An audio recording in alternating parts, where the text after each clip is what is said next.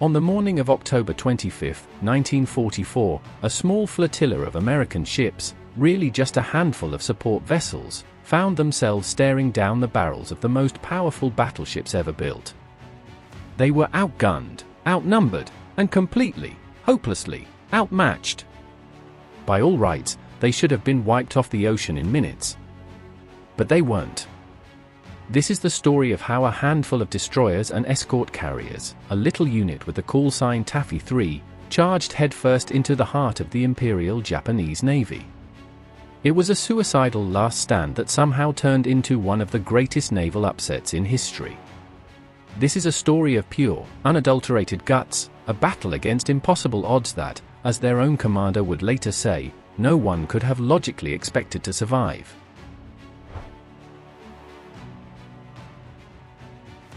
October 1944. The war in the Pacific is hitting its peak. American forces are storming the Philippines, trying to liberate the islands and cut Japan's critical supply lines. To stop them, the Imperial Japanese Navy comes up with a desperate, complicated, and incredibly audacious plan, Operation Shogo 1. The idea was to have 3 separate fleets converge on the American landings at Leyte Gulf and simply annihilate them. One of these fleets, the most powerful of them all, was the 1st Diversionary Attack Force, better known to history as the Center Force. Commanded by Vice Admiral Takeo Kurita, this was the armored fist of the Imperial Japanese Navy. It was an armada of staggering power, for battleships, 6 heavy cruisers, 2 light cruisers, and 11 destroyers. Leading the charge was the pride of the fleet, the super-battleship Yamato, the largest and most powerfully armed warship ever constructed. Her main guns were monstrous, 9 18.1-inch cannons capable of throwing an armor-piercing shell the weight of a small car over 26 miles. The Yamato alone displaced more tonnage than all the American ships it was about to face, combined.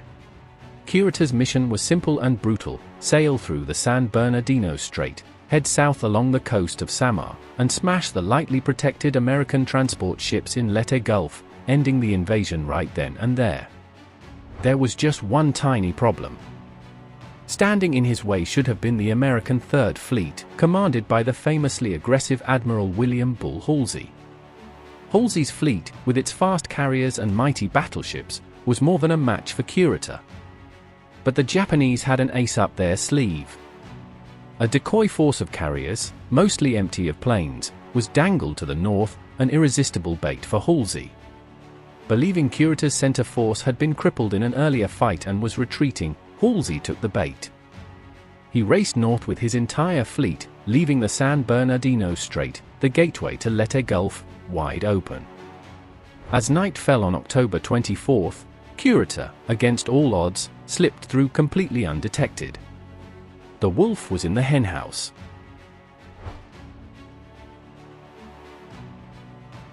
Steaming peacefully about 60 miles east of Samar was a tiny American task unit with the call sign Taffy 3.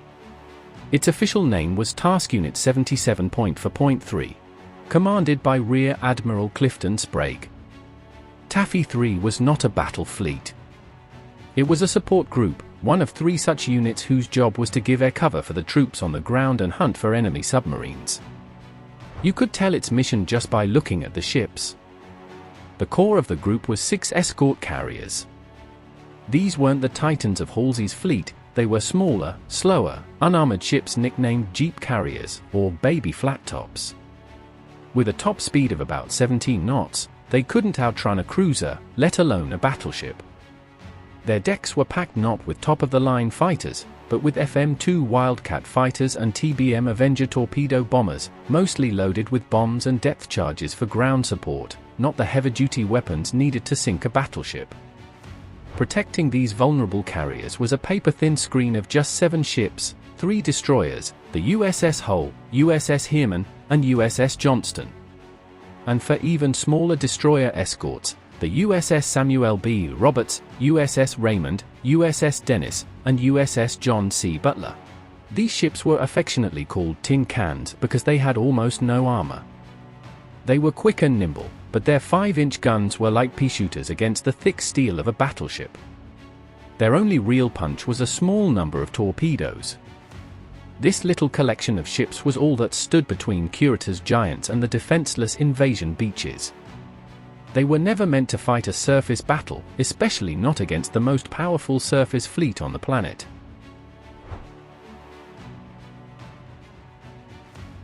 The morning of October 25, 1944, started like any other for Taffy 3.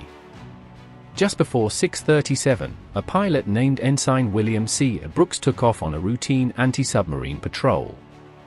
Looking out, he spotted what he thought were ships from Halsey's Third Fleet. But something was off. The shapes weren't right. And then he saw it, the distinctive, cage-like Pagoda masts of Imperial Japanese warships. At 6:45, his stunning report hit the bridge of Admiral Sprague's flagship, the Fanshore Bay. Enemy surface force of 4 battleships, 7 cruisers, and 11 destroyers sighted 20 miles northwest of your task group and closing in on you at 30 knots. Sprague couldn't believe it. It had to be a mistake.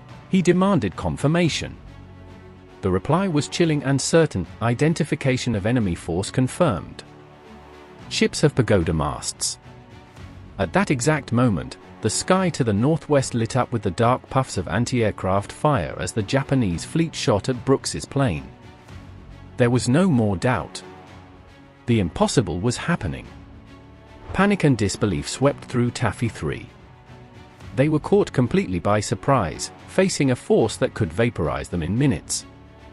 Suddenly, brightly colored geysers of water erupted around the carriers as the Japanese battleships, still miles away, found their range with terrifying speed.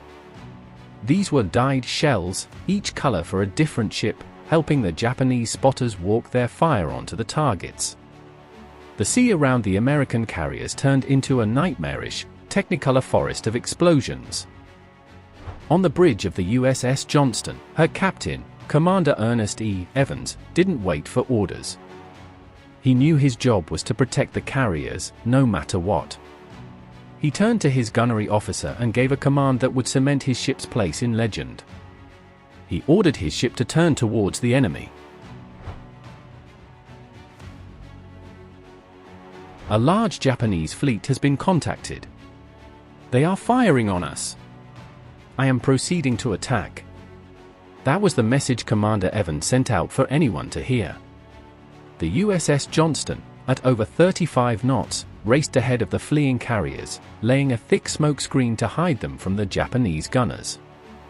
Then, all alone, the Johnston charged. Evans aimed his ship right at the lead Japanese heavy cruisers, closing the distance so his own small 5-inch guns could do some damage. The Japanese, probably thinking the destroyer was a much bigger ship, were confused for a moment. The Johnston's gunners fired relentlessly, slamming over 200 shells into the heavy cruiser Kumano, tearing up her superstructure and setting her on fire. Closing to within 10,000 yards, point-blank range in a naval gunfight, the Johnston fired all 10 of its torpedoes. As the fish sped towards their targets, Evans ordered a hard turn. A few minutes later, explosions rocked the Japanese line. One of the Johnston's torpedoes had hit the Kumano, blowing off her bow and knocking her out of formation. The charge had drawn first blood. But it came at a terrible cost. Massive battleship shells, possibly from the Yamato herself, smashed into the Johnston. The impacts were catastrophic. The destroyer's speed was cut in half, its bridge was shattered, and power to the rear guns was cut. Shrapnel ripped across the bridge, badly wounding Commander Evans. But he refused to leave his post, shouting orders through an open hatch to the men steering the ship from below. The Johnston was battered and barely moving, but it wasn't done fighting. Inspired by the Johnston's insane bravery, Admiral Sprague ordered the other small boys to join in. Small boys, form up for a torpedo attack. Their mission is to be accomplished. The USS Hull and USS Heermann, and the tiny destroyer escort USS Samuel B. Roberts, charged right behind the Johnston into the teeth of the enemy fleet. The Isami B, a ship built to hunt submarines, not fight cruisers, was about to become a legend. Her captain, Lieutenant Commander Robert W. Copeland, got on the intercom and told his crew, "This will be a fight against overwhelming odds from which survival cannot be expected. We will do what damage we can." The sheepdogs were turning on the wolf pack.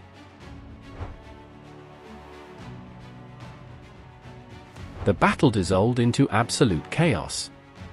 The American destroyers zigzagged through their own smoke, popping out like ghosts to fire torpedoes and shells before vanishing again. The USS Heermann dodged a waterfall of shells from multiple battleships and launched its torpedoes.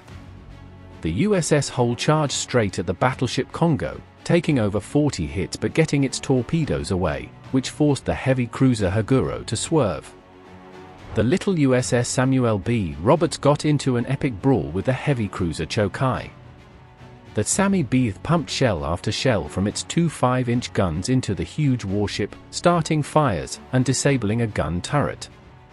The crew even launched its few torpedoes. These attacks, combined with their relentless gunfire, contributed to the cruiser's eventual destruction. But their luck ran out. A 14-inch shell tore a huge 40-foot gash in its side, and the heroic ship had to be abandoned. Meanwhile, a desperate fight was happening in the air. The pilots from Taffy 3, and soon Taffy 2 and Taffy 1, flew sortie after sortie. They had the wrong weapons, general-purpose bombs, even depth charges, but they attacked with everything they had. They strafed the bridges of Japanese ships to distract them and made dry runs when they were out of ammo to fake torpedo attacks, doing anything to harass and confuse the enemy. These relentless attacks, combined with the destroyers' torpedo runs, were taking a serious toll. The Japanese cruisers Chokai, Chikuma, and Suzuya were all sunk or crippled. But Taffy 3 was paying a heavy price. The escort carrier USS Gambier Bay found itself trapped by shells from a cruiser. Hit again and again, her engine room flooded, and she became the only American carrier in the entire war to be sunk solely by naval gunfire. The USS Hull, already crippled, finally went down. The USS Johnston, after its first heroic charge, saw the Gambier Bay taking a pounding and raced back into the fight, drawing fire onto itself. It took on a squadron of Japanese destroyers, driving them off before being overwhelmed. Battered from every side, its last engine failed, and Commander Evans finally gave the order to abandon ship. As the Johnston rolled over and sank, the captain of the Japanese destroyer Yukikaze is said to have given a final, solemn salute to his courageous enemy. Of the 327 men on the Johnston, only 141 would survive.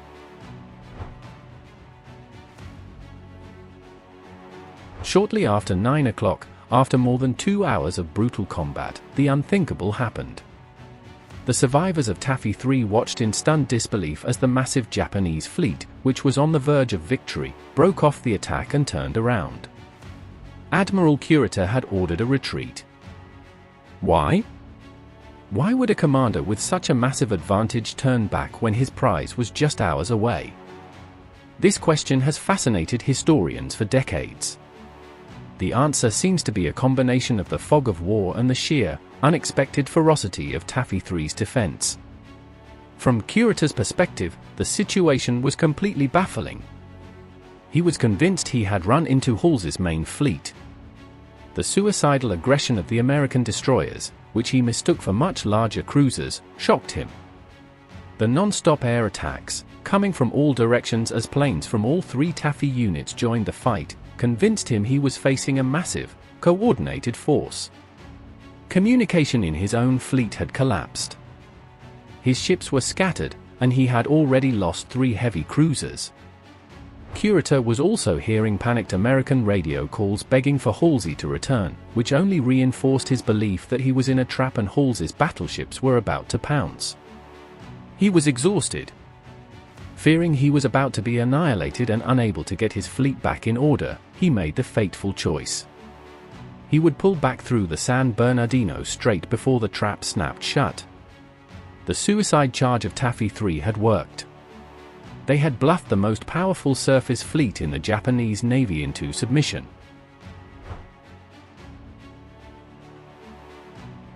The sea fell quiet.